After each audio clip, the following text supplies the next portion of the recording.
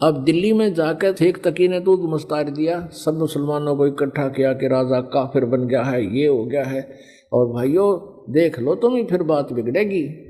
तो मुसलमान कहने लगे पीर जी फिर क्या इलाज हो? कहा कि तुम सब मेरे साथ चलो, एक काफिर आया हुआ है और वो उसने राजा पर कोई जादू जंत्र कर रखा है, वो तो उसके सिवा किसी की मानता ही कुछ नहीं है। आप मेरे साथ चलो और उसकी परीक्षा लेंगे, उसको उबलते हुए तेल के, सरसों के तेल के कढ़ाई में हम डाल कर देखांगे, वो मर गया तो ठीक से, और नहीं मरा तो मान लेंगे ये भगवान है, अल्लाह है। सब ने कहा ठीक है शेख तकी। तो लेकर हजारों मुसलमानों को और पहुंच गया जिंदाबाद मुर्दाबाद करता हुआ सिकंदर लोधी के राज दरबार के सामने। अब राजा ने पता करा कि केस और हो रहा, पता लगा कि जी शेख तकी हजारों मुसलमानों को, जनता जनों को लेकर आया हुआ है। राजा ने 5-10 को, मुखिया को अंदर बुलाया, कारण पूछा तो उन कारण बता दिया गया। अब सिकंदर लोधी बड़े दुखी हुए कि महात्मा को लात इसलिए था कि ये कुछ विचार सुनेंगे इनका और हमारा ये आपस का द्वेष कम होगा, पर इसने तो जुल्म कर दिया शेख तकी ने। तो कबीर जी को वहीं अपने ही रेजिडेंस में अलग से कमरे में रखा हुआ था, वहां आदर से रह रहे थे। वहां गए तो कबीर जी ने पूछा क्या कारण है राजन, बड़े मायूस हो। सारी कहानी बताई। सिकंदर लोधी को शेख तकी ने बताया था कि हम इसकी परीक्षा लेंगे और हम ऐसे ऐसे उबलते हुए सरसों के तेल के कढ़ाई में डालकर इसको देखेंगे, जो जीवित रहेगा तो हम भगवान मान लेंगे। अब कबीर जी ने कहा कि एक काम करो, इसको कह दो अपना कर ले काम जो करना चाहता है। और सिकंदर लोधी आज्ञा लेकर शेख तकी से कह दिया कि कर लो तुमने जो करना है। अब सिकंदर लोधी को विश्वास था कि ये कुछ नहीं बिगाड़ पाएंगे।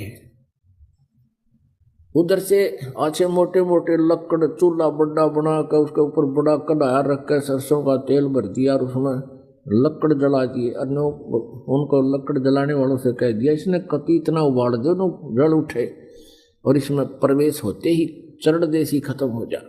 ऐसा ही कर दिया, उबला न पूरी तरह जैसे चाय उबला करे। अब शेख तकी ने कहा कि लाओ उसको पकड़कर डालो इसमें। परमेश्वर उठकर आगे खड़े हो गए कढ़ाई के पास और कहा आप इतना कष्ट ना कीजिए शेख तकी जी, मैं अपने आप प्रवेश कर जाता हूं। परमात्मा एकदम उसमें प्रवेश कर गए और बैठ गया आराम से। गर्दन बाहर दिख रही है, परमात्मा बैठे नो देखे आराम से। शेख तकी नो कहे कुछ भी ना होया। शेख तकी क्या कहता है कि इसने इस गर्म तेल को जंतर मंतर करके ठंडा कर दिया। अब सिकंदर लोधी ने सोचा भी गुरुजी कबीर जी का कुछ नहीं हुआ तो हो सकता है ये ठंडा कर रखे और जंतर मंतर करके ला देख लूं। तो कहने लगा सिकंदर लोधी कि मैं चेक करता हूं।